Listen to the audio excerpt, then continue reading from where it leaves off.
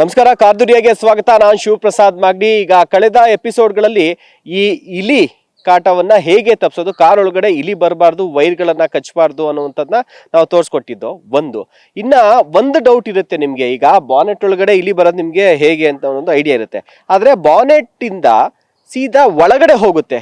Not only bonnet ಅಷ್ಟೇ ಅಲ್ಲ, ಒಳಗಡೆನೆ ಹೋಗಿ ಸೀಟ್ ಕವರ್ಗಳನ್ನ ಕಚ್ಚೋದು, ಸೀಟ್ನ ಕಚ್ಚುವಂಥದ್ದು, ಮ್ಯಾಟ್ಗಳನ್ನ ಕಚ್ಚುವಂಥದ್ದಾಗುತ್ತೆ. ಹೀಗಾಗಿ ಈ ಒಳಗಡೆನೆ ಅಂದ್ರೆ ಬಾನೆಟ್ ಬಿಟ್ಟು ಒಳಗಡೆ ಡ್ರೈವಿಂಗ್ ಸೀಟ್ ಹತ್ರ ಆಗ್ಲಿ, ಕಾರ್ ಒಳಗಡೆ ಇಲಿ ಹೇಗೆ ಹೋಗುತ್ತೆ, ಅದನ್ನ ಹೋಗೋದನ್ನ ತಡೆಯೋದು ಹೇಗೆ ಅನ್ನೋದನ್ನ ಪ್ರಾಕ್ಟಿಕಲ್ ಆಗಿ ಈಗ ನಮ್ಮ ಜೊತೆಗೆ ಕಾರ್ ಎಕ್ಸ್ಪರ್ಟ್ ಸತೀಶ್ ಅವರು ತೋರಿಸ್ಕೊಡ್ತಾರೆ.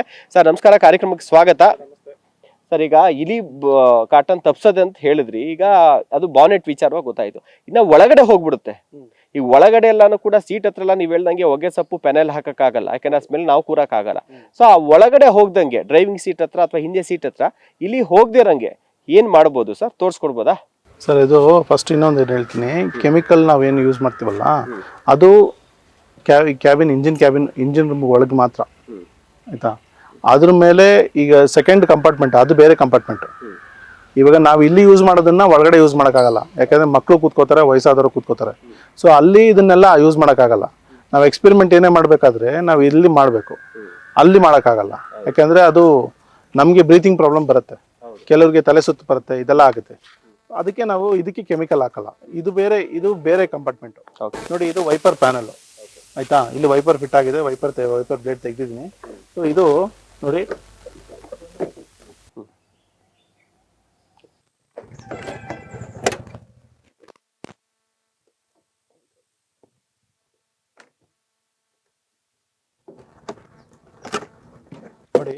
ವೈಪರ್ ಪ್ಯಾನಲ್ ತೆಗೆದಿದ್ದೀನಿ ನಾನು.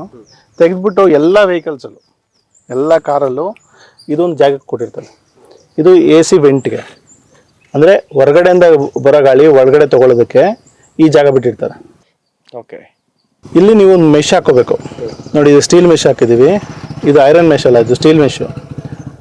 ಐರನ್ ಮೆಶ್ ಹಾಕಿದ್ರೆ ರಸ್ಟ್ ಹಿಡಿಯುತ್ತೆ, ಸ್ಟೀಲ್ ಮೆಶ್ ಹಾಕಿದ್ರೆ ರಸ್ಟ್ ಹಿಡಿಯಲ್ಲ. ಸೊ ಇದು ರಸ್ಟ್ ಹಿಡಿದು ಬಾಡಿಗೂ ರಸ್ಟ್ ಹಿಡಿಯೋ ಚಾನ್ಸಸ್ ಇರುತ್ತೆ. ಸೊ ಅದಕ್ಕೋಸ್ಕರ ಸ್ಟೀಲ್ ಮೆಶ್ ಹಾಕಿದ್ದೀವಿ. ಇದ್ರ ಒಳಗಡೆಯಿಂದ ಇಲ್ಲಿ ಹೋಗುತ್ತೆ. ಈಗ ನಾವು ಡೋರ್ ಹಾಕ್ತೀವಲ್ಲ, ಡೋರ್ಗೆ ಒಂದು ರಬ್ಬರ್ ಕೊಟ್ಟಿರ್ತಾರಲ್ಲ, ಆ ಥರ ರಬ್ಬರ್ ಇದು ಪ್ರೆಸ್ ಆಗುತ್ತೆ. ಈ ಬಾನೆಟ್ಟು ಈ ಪೀಸ್ ಬಂದು ಇಲ್ಲಿ ಕೂತ್ಕೊಂಡ್ರೆ ಇದು ಲಾಕು. ಇಲ್ಲಿರೋ ಹೀಟು ಇದು ಗ್ಲಾಸ್ ತಗೊಳ್ಳಲ್ಲ.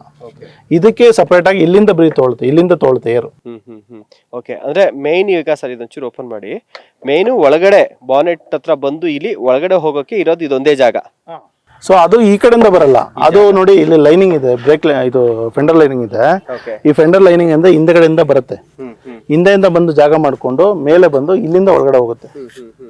ಓಕೆ, ಆಯ್ತಾ. ಓಕೆ. ಸೊ ಇದೊಂದೇ ಜಾಗ ಒಳಗಡೆ ಹೋಗಕ್ಕಿರೋದು. ಆ ಜಾಗನ ನಾವು ಮೆಸ್ ಹಾಕಿ, ಸ್ಟೀಲ್ ಮೆಶ್ ಹಾಕಿ ಕ್ಲೋಸ್ ಮಾಡ್ಬೇಕು. ಈ ಮೆಶ್ ಹಾಕ್ಬೇಕು ಅಂತಂದ್ರೆ ಇದೊಂದು ಹಾಕಿದ್ರು ಸಾಕು. ನೀವು ಬೇರೆ ಮೆಶ್ ಹಾಕಿದ್ರೆ ಏನು ಸಮಸ್ಯೆ ಏನಾಗಲ್ಲ? ಏನು ಸಮಸ್ಯೆ ಇಲ್ಲ. ಗಾಳಿ ಒಳಗಡೆ ತೊಗೊಳುತ್ತೆ. ಗಾಡಿ ಒಳಗಡೆ ತಗೋಬೇಕಾದ್ರೆ ಅದು ಈಸಿಯಾಗಿ ತಗೊಳುತ್ತೆ, ಏನೂ ತೊಂದರೆ ಇಲ್ಲ. ಸೊ ನೋಡಿದ್ರಲ್ಲ ಫ್ರೆಂಡ್ಸ್, ಈಗ ಇವ್ರು ಹೇಳ್ತಾ ಇರೋದು. ಬನ್ನಿ ವೆಂಕಟೇಶ್, ಮುಂದೆ ಬನ್ನಿ. ಇಲ್ಲಿ ಈಗ ನೋಡಿ, ಇಲ್ಲಿ ಒಂದು ಜಾಗ ಇದೆ AC ಅಂತ ಅಂದ್ಬಿಟ್ಟು. ಸೊ ಇಲ್ಲಿ ಒಂದು ಹೋಲ್ ಇರುತ್ತೆ, ಇಲ್ಲಿಂದಷ್ಟೇ ಹೋಗಕ್ ಸಾಧ್ಯ ಇರುತ್ತೆ. ಆ ಒಂದು ಜಾಗಕ್ಕೆ ನೀವು ಈ ರೀತಿಯಾದಂಥ ಒಂದು ಸ್ಟೀಲ್ ಮೆಶ್ ಅನ್ನ ಹಾಕಿದ್ರೆ ಇಲಿಗಳು ಯಾವುದೇ ಕಾರಣಕ್ಕೂ ಬರಲ್ಲ. ಐರನ್ ಮೆಶ್ ಏನಾದ್ರು ಹಾಕಿದ್ರೆ ಅದು ನೀರು ಗೀರು ಬಿದ್ದು ರಸ್ಟ್ ಹಿಡಿದು ಮತ್ತೆ ಈ ಬಾಡಿನೂ ಕೂಡ ರಸ್ಟ್ ಹಿಡಿಯುವಂಥ ಸಾಧ್ಯತೆ ಇದೆ. ಸೊ ಹೀಗಾಗಿ ಒಳಗಡೆ ಬಾನೆಟ್ ಒಳಗಡೆಯಿಂದ ಅಂದ್ರೆ ಕಾರ್ ಒಳಗಡೆ ಇಲಿ ಹೋಗದಿರೋದಕ್ಕೆ ನೋಡಿ, ಇದೊಂದು ಸಿಂಪಲ್ ಪ್ಲಾನ್. ಏನೊಂದು 100-200 ರೂಪಾಯಿಲಿ ಇದು ಕೆಲಸ ಮುಗಿಯುತ್ತೆ ಅನ್ಸುತ್ತೆ. ಇದರಿಂದಾಗಿ ನಿಮ್ಮ ಕಾರ್ನ ಒಳಗಡೆ ಹೋಗಿ ಇಲಿಗಳು ಕಚ್ಚುವಂತ ಕಾಟ ಕಡಿಮೆ ಆಗುತ್ತೆ. ಸೊ ಇದು ಬಹಳ ಪ್ರಮುಖವಾದಂತ ಪಾಯಿಂಟ್. ಇದನ್ನ ತಾವೆಲ್ಲರೂ ಕೂಡ ಈಗ ನೋಟ್ ಮಾಡ್ಕೊಳ್ಳಿ ಸರ್. ಅದನ್ನು ಹೊರತುಪಡಿಸಿದ್ರೆ ಬೇರೆ ಎಲ್ಲರೂ ಕೂಡ ಹೋಗಕ್ ಚಾನ್ಸಸ್ ಇದೆಯಾ ಸರ್? ಇಲ್ಲ ಸರ್, ಬೇರೆ ಎಲ್ಲೂ ಜಾಸ್ತಿ ಚಾನ್ಸಸ್ ಇಲ್ಲ. ಇದೇ ಮೇಜರ್. ಆಲ್ಮೋಸ್ಟ್ ಎಲ್ಲ ಕಿಟಕಿ, ಇದು ವಿಂಡೋ ಎಲ್ಲ ಹಾಕಿರ್ತೀವಿ. ಕಿಟಕಿಯಿಂದನೂ ಹೋಗಕ್ ಚಾನ್ಸಸ್ ಇದೆ. ಕೆಳಗಡೆಯಿಂದ ಏನಾದ್ರು ಆಪ್ಷನ್ ಇದೆ ಸರ್ ಹೋಗೋದಕ್ಕೆ? ಎಲ್ಲೂ ಇಲ್ಲ. ಅದೊಂದು ಮತ್ತೆ ಪರ್ಟಿಕ್ಯುಲರ್ ಆಗಿ ಈ ಗಾಡಿಲಿ ಇನ್ನೊಂದು ಆಪ್ಷನ್ ಇದೆ. ಸೊ ಅದು ಹಿಂದೆಗಡೆ ಡಿಕ್ಕಿ ಬಂಪರ್ ಇದೆಯಲ್ಲ, ಬಂಪರ್ ಒಳಗಡೆ ಒಂದು ಆಪ್ಷನ್ ಇದೆ. ಏರ್ ಔಟ್ಗೆ ಒಂದು ಜಾಗ ಕೊಟ್ಟಿರ್ತಾರೆ, ಅಲ್ಲಿ ಕೂಡ ಕ್ಲೋಸ್ ಮಾಡ್ಬೇಕಾಗತ್ತೆ. ಸೊ ಅದು ಬಂಪರ್ ಹಿಂದೆನೆ ಇದೆ. ಸೊ ಅದು ನೀವು ಕೈ ಇಟ್ರೆ ಕಾಣಿಸುತ್ತೆ. ಅಲ್ಲಿಂದ ಎಲ್ಲ ಗಾಡಿನಲ್ಲ, ಈ ಗಾಡಿನಲ್ಲಿ, ಈ ಪರ್ಟಿಕ್ಯುಲರ್ ಈ ಗಾಡಿಲಿ ಇದೆ. ಸೊ ನಾನು ಬೇರೆ ಗಾಡಿಲಿ ಅಷ್ಟು ಅಬ್ಸರ್ವ್ ಮಾಡಿಲ್ಲ, ಈ ಗಾಡಿಲಿ ಇದೆ. ಹಂಗೆ ಫ್ರಂಟ್ ಇದು ಮಾಡ್ಕೊಂಡ್ರೆ ಸಾಕು. ಯಾಕಂದ್ರೆ ಫಸ್ಟ್ ಅದು ಬರೋದು ಇಲ್ಲಿಂದ ನೋಡ್ಕೊಂಡೆ ಒಳಗಡೆ ಹೋಗೋದು. ಇದನ್ನ ಅವಾಯ್ಡ್ ಮಾಡಿ, ಮ್ಯಾಕ್ಸಿಮಮ್ ಅವಾಯ್ಡ್ ಆಗ್ಬೋದು. ಓಕೆ. ಸೊ ಕೇಳಿದ್ರಲ್ಲ, ಈಗ ನಿಮ್ಗೆ ಬಾನೆಟ್ ಒಳಗಡೆ ಹೋಗುವಂಥದ್ದು ಇಲ್ಲಿ ಹೇಗೆ ಅಂತ ಗೊತ್ತಿತ್ತು, ಅದಕ್ಕೆ ಏನ್ ಮಾಡ್ಬೇಕು ಅಂತ ಹೇಳ್ದು.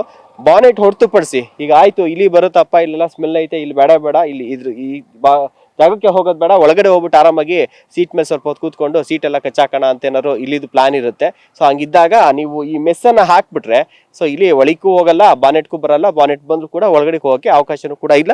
ಬರೀ 100-200 ರೂಪಾಯಿ ಈ ಖರ್ಚಲ್ಲಿ ನಿಮಗೆ 1000 ರೂಪಾಯಿ ಖರ್ಚು ಉಳಿಯುತ್ತೆ ಅಂತಲೇ ಹೇಳ್ಬೋದು. ಸೊ ಸತೀಶ್ ಸರ್ಗೆ ಥ್ಯಾಂಕ್ಸ್ ಹೇಳ್ತಾ ಕಾರ್ಯಕ್ರಮನ ಮುಗಿಸ್ತಿದ್ದೀವಿ. ನಾನು ನಿಮಗೆ ಹೇಳಿದ್ದೆ, ಏನಾದ್ರು ನೀವು ಕಾರ್ ಡೌಟ್ಸ್ಗಳಿತ್ತು ಅಂತಂದರೆ, ಅಂದರೆ ಸೆಕೆಂಡ್ ಹ್ಯಾಂಡ್ ಕಾರು ಅಥವಾ ಹೊಸ ಕಾರ್ನ ತೆಗೆದುಕೊಳ್ತಾ ಇದ್ದೀರಾ, ಅದನ್ನು ನಮಗೆ ಇನ್ಸ್ಪೆಕ್ಷನ್ ಮಾಡೋದು ಗೊತ್ತಾಗ್ತಾ ಇಲ್ಲ ಅಂತಂದರೆ ಸತೀಶ್ ಅವ್ರಿಗೆ ನೀವು ನಂಬರ್ ಕಾಣಿಸ್ತಿದೆಯಲ್ಲ, ಕಾಲ್ ಮಾಡಿ. ಅವರೇ ನೀವು ಇರೋವಂಥ ಜಾಗಕ್ಕೆ ಕಾರ್ ಎಲ್ಲಿದೆ ಅಲ್ಲೇ ಬಂದು ನಿಮ್ಮ ಕಾರ್ ಏನೇ ಡೌಟ್ಸ್ಗಳಿದ್ರು ಕೂಡ ಕ್ಲಿಯರ್ ಮಾಡಿಕೊಡ್ತಾರೆ.